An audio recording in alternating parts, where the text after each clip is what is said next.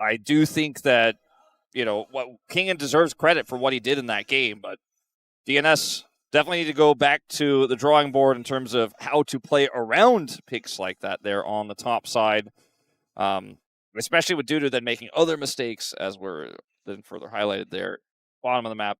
But let's move on. Okay, let's move into game 2.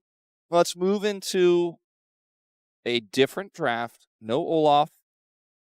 Any possibility? Might see a little Sharvel Kiana. Less likely with no Jarvan, but yeah, possible.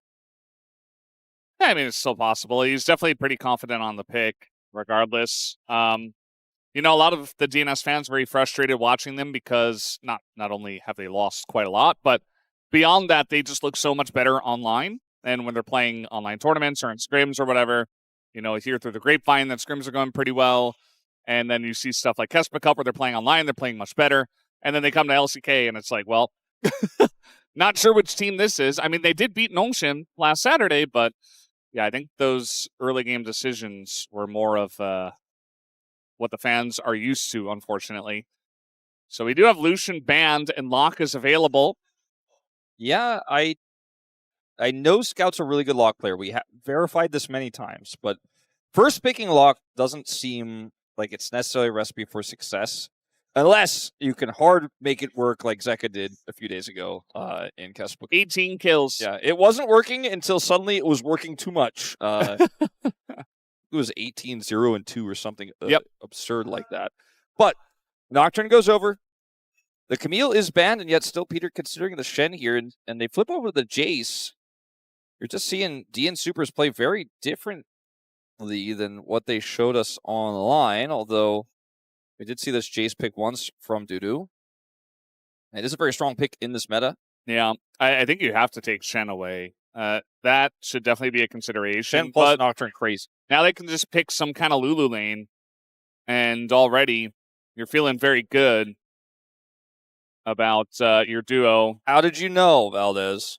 Well, because Nocturne is first pick, it's game 2. Another big duos are gone, and Bard is banned, and Lucian is banned, and You didn't have to answer the rhetorical question, but I appreciate you laying it all out for everybody, so now they can just in case some people aren't aware. They're like, how did he know it was Lulu? Well, we've seen this a lot. It's also Lulu, ranged into Shen, so that's also pretty good. Yeah.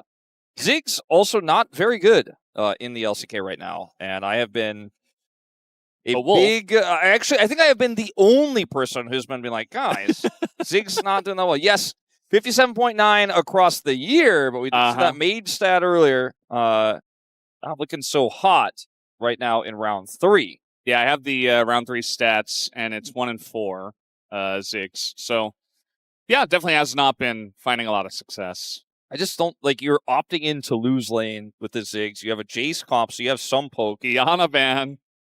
This is how they did beat Gen G. Kiana. They also just want to keep the streak of Kiana never winning in the LCK alive. So just not even allow him to play it. That'll guarantee it. See, Cassante ban into the Jayce makes a lot of sense. Could just see an Ambessa ban for safety. It works well with the draft they already put together, but instead they will ban the Yorick. So I think Kingen will likely play Ambessa in this draft. He doesn't look too happy about it. Yeah. It's like he just got some bad news. He's like, oh boy. Because playing Ambessa into Jayce is very hard and annoying, but it is a playable matchup. It's just, your jungler's Nocturne, so he's not going to help. Not for a while, anyways. Doesn't feel very comfortable. We'll see what they end up banning here in this second spot here for likely against Sharvel. Be the Nefiri.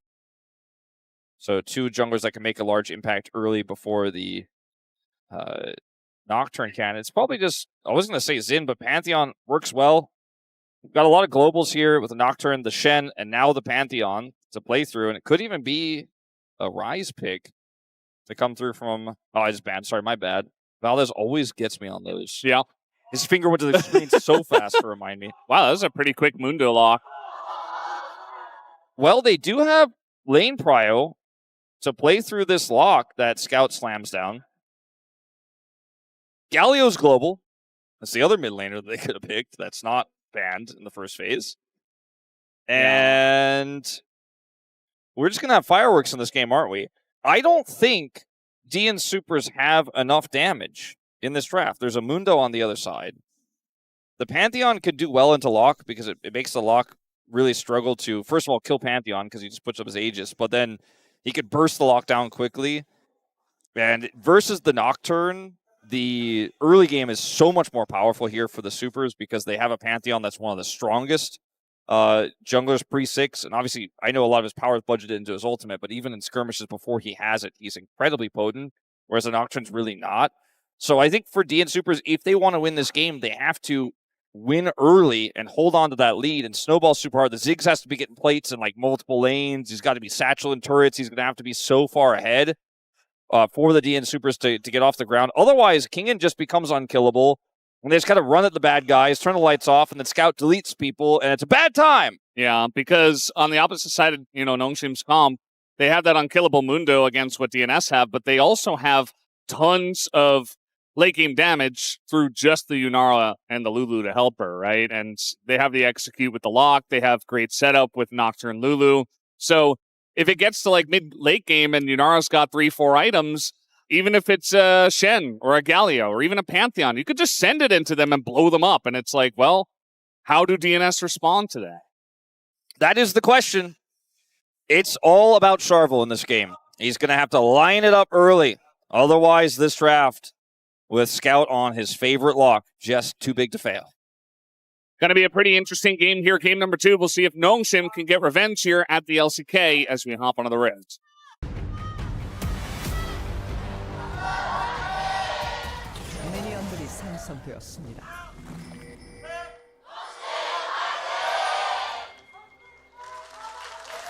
Alrighty. Game number 2 between NS and DNS. Trying to fight early here, just at level 1, but taking so much damage. Sharvel's down at half from Nocturne and Mundo poke. And Locke. A little Locke poking, yeah. Yeah. Small little nails coming out. Nails, yeah. Kind of like thumbtacks at level 1, but... Yeah. And at least you get 3 of them. Yeah. So...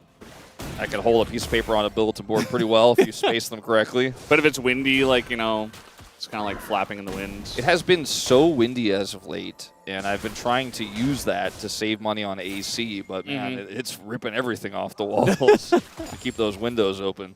Yeah, it's been nice and breezy. We have a, what do you call it, typhoon? Yeah, on the there's way. a typhoon in Japan right now. So next week it's going to be very rainy. And yeah, I think that's part of the reason why it is so windy. Yeah, it's all the pressure system that's nearby. As Peter's taking a bunch of poke. This is what we're talking about this lane. You mentioned Lulu Nocturne in the draft, which I think is the larger part of this, but yeah, Ziggs and Shen at level 1. Just going to sit back and take a lot of damage. Kind of what they do. That was clean from Scout. Scout really a master of Locke. Here comes Sponge. I mean, there is pressure in mid and pressure in bot, so you can just try to get on in there, but Pantheon very good at clearing all those Raptors as Sharvel gets it off, but is going to lose his red, it looks like. Peter's on the way. We do have Sharvel wrapping back around alongside of Clozer. Looks like they maybe don't want to give this objective away. Sharvel's so low, though. I think they just have to let it go. This is just such a... Okay, that was a close call. This is such a snowball from just the Lulu lane alone. It's on red side, which is rare to see, but when you're winning a lane this hard, your jungler can, even on red side, come over and be like, I don't think so. I don't think you get to farm. I don't think you get to have your buff. And because Sharvel had taken so much damage, and because he was so far away and couldn't get there on the initial play, just wasn't a whole lot in that defense there for DNS. They even wasted time trying to get said defense. At least deokdam was able to get all of his farm, and he hasn't been forced to teleport or anything like that. But yeah, the Ziggs pick, not so sure yet about that. Yeah, I mean, like you're saying, as long as you can get the farm and eventually you get Lost Chapter, then you do become a real champion. As DuDu's gone for the hit on the turret. Yeah, you want a little extra mana back real quick. Yeah, very suspicious. But yeah, he doesn't commit to actually going for Kingen. Here. This is kind of weird. Now he will. Maybe this is why he didn't go for it. As a nice Wait a minute! play on a Lehends, who has to flash away and heal. And now Sharvel's going in. There's the sun. Sharvel just gets a solo kill. As DuDu's like, hey man, that was my gold. Sponge, I don't think so. Yeah, he's just going to clear the wave, I guess. Or not. So both summoners of Lehends are taken away. And then Diable gets solo killed? Diable? I mean, one more Q. Yeah, auto. And Diable just... What's going on with him today? I mean, he was good when he got fed, but picked multiple times, now getting solo killed by a level 4 Ziggs. Well, if you remember, a lot of their last 2 losses were about him getting caught when they had advantageous positions. Yeah. Because Lehends is just, he's trying to play the game, lost his sums, now over here losing half of his health. So when he goes back to lane, he's going to have less of that. So let's see exactly why dude didn't get this. Did he just miss? Or is this too fast? That's fast. Happened so quickly. He's melee form. So he just couldn't get the tag in, nor could he attack before the burst came through. Diable ends up eating a bunch of damage from this E here, and the Comet gets hit by the Satchel. Yeah. And then just gets taken out. Short Fuse comes back up. So when you're playing Ziggs, you want to hit the minions so that the bomb explodes, so that the radius is, you know, easier to hit on the champion. So Diable moved away from the minions on the 1Q. Then there was a minefield, but Diable steps forward because he wants to clear the wave first before backing. And he steps through a bunch of mines, gets satcheled back. I think when you are in a game state like what they had, where you ended up getting satcheled as Lulu, right? Lost your support sums, but you still have a little bit of pressure. You could just drop a minion or two. You know, I know he wants to crash it, but like, yeah, it's just such a risky play that's unnecessary. But it's so quintessential Diable to make that kind of attempt, and as a result, he's really punished. Peter is 2 levels down, but I still feel like he's got a lot of potential value in this fight. This is that early game Pantheon that we were talking about. It's pretty big for DNS if they can get this first Drake, as Lehends just going to walk straight in there and die. Yeah, I don't know what the angle was there, as he's level 4, no ult, no flash, no heal, and he just kind of was like, guys, we're fighting, and then he died. It's like he was thinking, well, Peter doesn't even have all his buttons. Maybe we can win this fight. But you're still a Lulu. And now a dead Lulu. And that's 3 kills now to DNS total, plus the dragon, which was secured by them. Like you said in this comp, you know, you want to get that first dragon. You definitely want to be in control of the early game. And I think they're coming online a little bit earlier than even they were supposed to be, as you and the Korean commentators were in awe of the damage from Kingen there. So Lehends, he just walks up.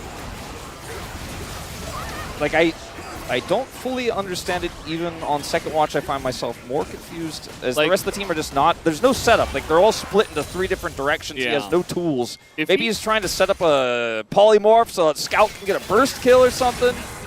Yeah, I think that was the idea. I think he was actually trying to get close to Sharvel, polymorph him, and, you know, Scout was level 6 on the opposite side of him with Ignite and ult. So, you know, theoretically, if he goes in there, gets the polymorph, and they get the kill, you know, it doesn't look as silly. Yeah. Instead, he just walks in, doesn't even get in range to polymorph, and just dies. So this is also, we haven't talked about it, the most common counter pick to the Locke in the Galio right now here for Clozer, and he's showcasing in the laning phase just why that is. Just constantly trying to taunt Scout when Scout goes for the wave clear there. Now we're going to see another gank. Sponge's first paranoia potentially due to no acceleration gate, but it will use it to run away. And now, I mean, Pantheon also has ults. So you got to be careful about overcommitting here if you are Nocturne. Peter also going to spot this out. And they're going to go for the Pantheon who has Aegis up. Immediately the taunt comes in. The follow-up finally does come in. Sharvel getting pretty low. And even Sponge got away, so it came in. I mean, they just look so disconnected, and it makes these engagements look very silly. Peter had flash, by the way. If that hits, that punch from Clozer, I think Peter flashes on him and taunts him. He's going to do a little bit of taunting right now. Yeah, looking to try to set something up on a Lehends. With no Locke ultimate, it's a lot of the damage just gone, and yeah, Lehends in a bit of trouble. He is going to flash, and maybe he can whimsy away, but Clozer just gets in. The glitter lance misses, and it's a free kill for Clozer. Not to mention Lehends uses his flash for it. Yes, Clozer used his as well, but feels much less valuable than the lost flash here on Lehends. Now, Nocturne lost the prio in the bottom lane after 2 mistakes, right? The first satchel and then the kill there onto Diable. So they haven't had as much control on the bottom side. They don't have prio in this top lane, even though eventually this Mundo will be very difficult for the Jayce to deal with. The Jayce is so ahead that he's not getting any control here. So they're trying to get scout kills. They're trying to feed the Locke. They want to get him the advantages, right? That's what you want to do with a Locke trap. You got to find something to play through. But these weird skirmishes are probably not the way to get that Locke fed. You know, the last try with Lehends there didn't work out. This time they try to burst a Pantheon, who just puts up a shield and laughs. And they almost got him. Like, it was very close. Yeah. The execute threshold was almost there. But it's risky plays like this that if you keep trying them, you get further and further in the hole. And DNS's comp wants to be ahead early, and you've kind of given them that. So a little bit concerning here now if you are a Nocturne fan in this second game. Yeah, it's been rough, and I think what you said there in the middle, Wolf, about, you know, trying to force fights to get your Locke fed to kind of play to that win condition, whereas your other lanes are not winning early on, makes sense. But, you know, the execution of it has just looked very silly. It has not looked good at all, and that's me being nice for the broadcast. So definitely some work to do for Nocturne. Again, you know, we've seen crazier things here in Rise Group, and even from their opponents, DNS. And DNS were able to turn some of those situations around. So it's not the end of the world. They still have a Yunara. They still have a nice combo with the Lulu and the Nocturne. Sure. I mean, it's not like we're looking at a 4,000 plus gold lead. Ziggs hasn't taken a turret off the map yet. You know, it is very playable here. But still, it just some of the situations we've seen so far have been somewhat bizarre. The Locke doesn't fit the rest of this comp very well in terms of the scaling. It is going to be very hard for him to do things without having a lead. So we'll see if Scout can make this magic happen again. So we do have a potential gank here on the deokdam, but he's got flash. He's got a Pantheon. Oof, and deokdam's on point right now. Yeah. He's always been a good Ziggs player, and even though I'm not the biggest fan of it, let's see what he can do here. Here's the combo. He is going to flash away. Nice try at the Curse Wolf, but deokdam says no, as Sharvel does come in and heals. And now we got a Galio on the way. Nice Ziggs ult on a 3. And everybody's just zoned up against the turret. That's a good cleanse from Diable to get him to safety, but Lehends dies once again. I mean, it's a good cleanse from Diable. They turn target the right away onto the Lulu. Still doesn't have flashback. He's been flashless this whole game, feels like, and there's nothing he can do there. And it's another one of those, you almost got it. You almost did it, but then Pantheon shows up. And in fact, Pantheon was kind of here the whole time. So Wild Growth combo, he flashes away, Satchel Sponge out, and then Sponge loses a spell shield. And now Galio's coming, but also both Ziggs and Pantheon still have ult. So if you don't win that play immediately, if you don't get that crushing kill instantly, you always lose the extended fight. There's just so many globals in this game, including deokdam's ultimate, as just mentioned. I mean, they have triple plus Ziggs ult, and basically a global in the Jayce poke. So, as we saw in that last fight where the Lulu died, like, Kingen got him with an accelerated splash fire, or DuDu got him with an accelerated shock blast over the wall there. Yeah. He shock blasted him over the wall. A Disney classic. Yeah. We do have Blackfire Torch here first for the Ziggs. I think when you're dealing with Mundo and a powered up Nocturne, not a bad idea.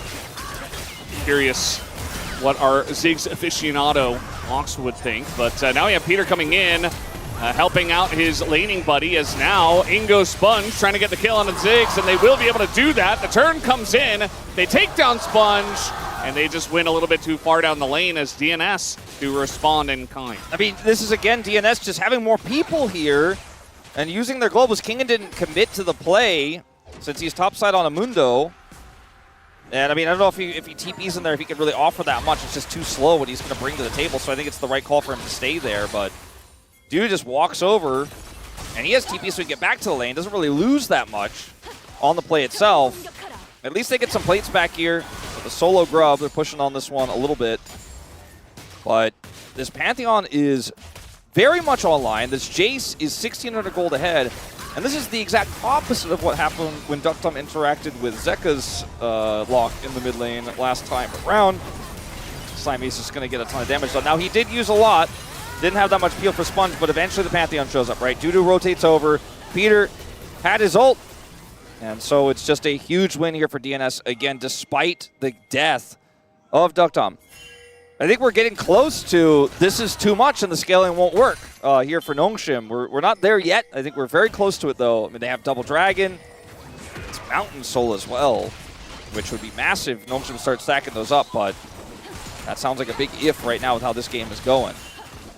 Yeah, they need a lot more time to really begin to do much. I mean, their Locke has 1 kill, but the Galio's ahead with Abyssal Mask and Merc Treads. So, again, very much a counter, very much not going to do anything in the lane. And, I mean, you try to come up here and deal with the Jayce when you're down 2 levels. Not going to feel good either. And so you try to go in on the Ziggs. That's really your only other target because you're not going on Pantheon.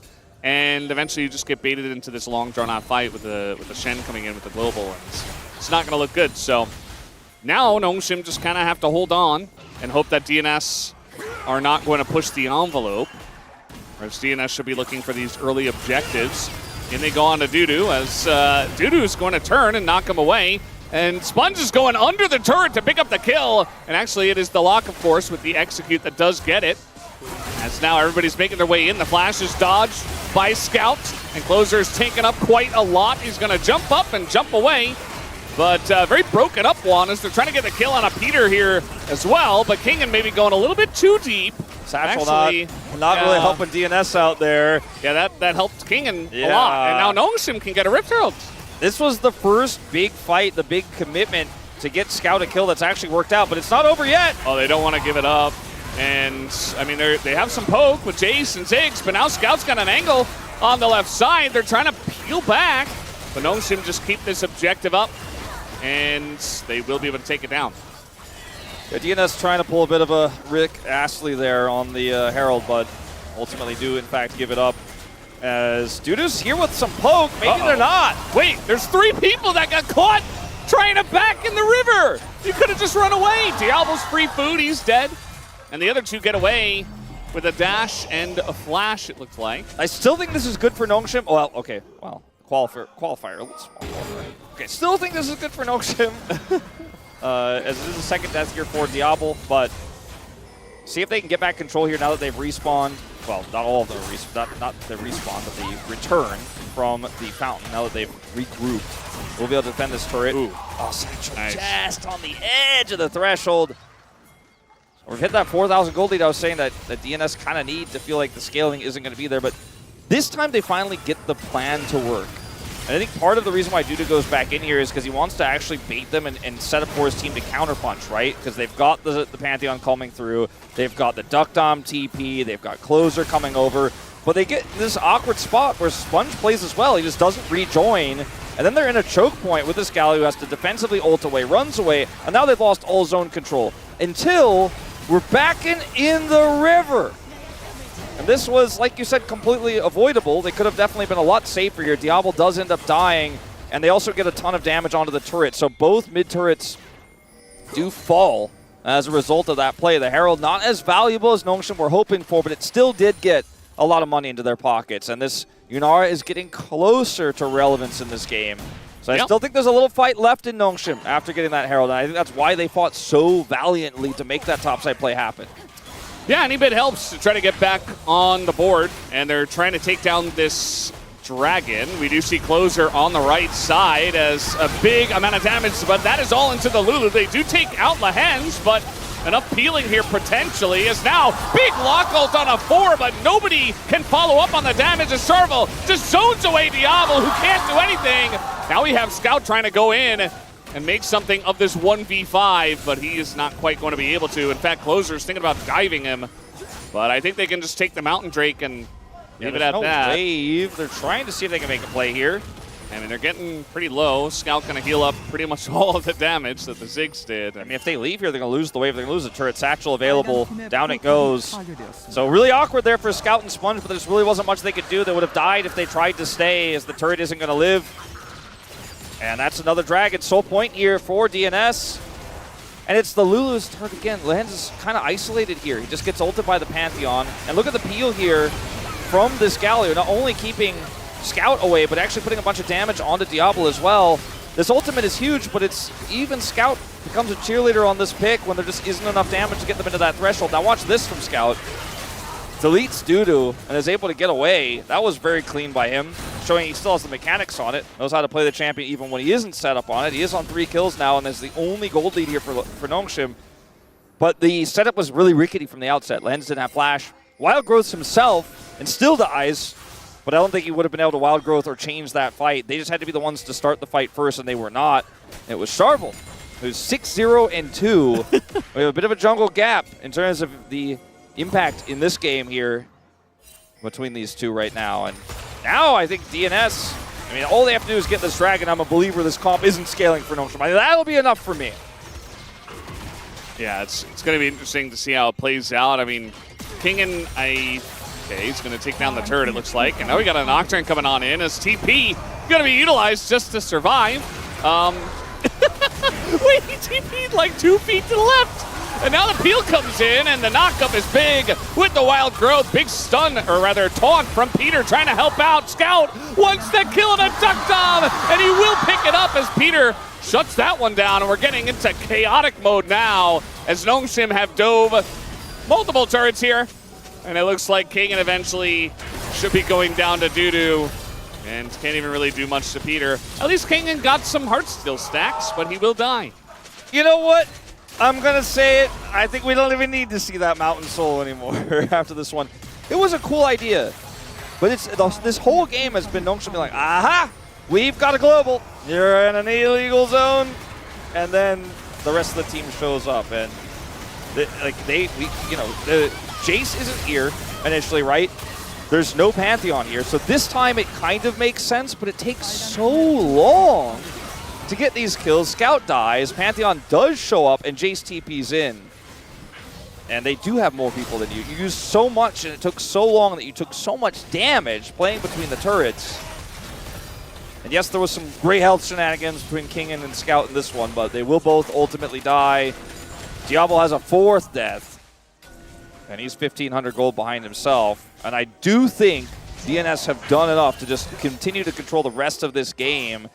With the turrets they've taken already, they have map control, and they can threaten Barons. Now, this is not a very good Baron team, but it's got a lot of turn.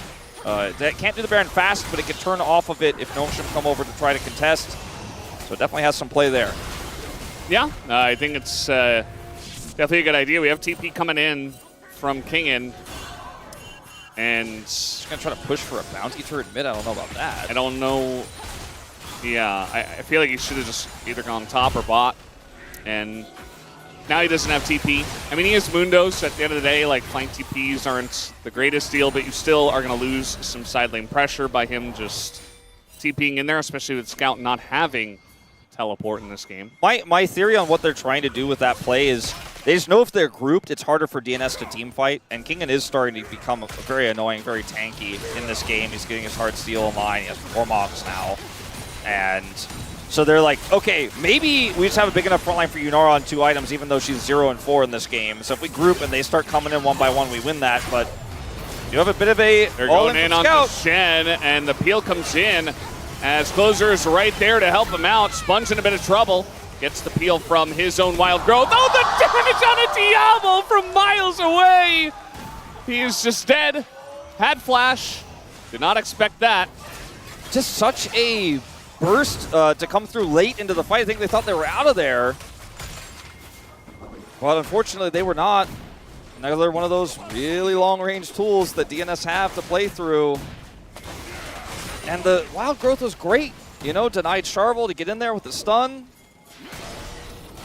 But this Ziggs is well and truly online. And he has an arm guard for safety now as well, so punishing him gets so much harder. Looks like this back will complete here for Sponge, but they lost control of their jungle. DNS just running away with this. It all starts off trying to catch Peter here. Scout doesn't have CC, so it takes them a long time to kill this pretty tanky Shen.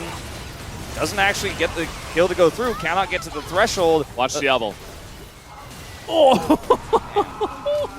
Sponge knew, he flashed. Yeah. But Diable was not so lucky. And this is Mountain Soul.